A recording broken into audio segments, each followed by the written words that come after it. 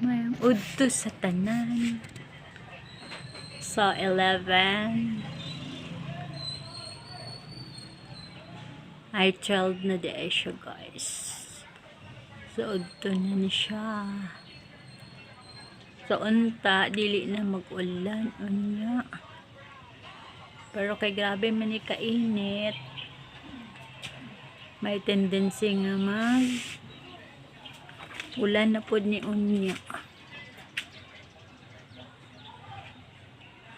So di na to kalimtan ato ang mga umbrella.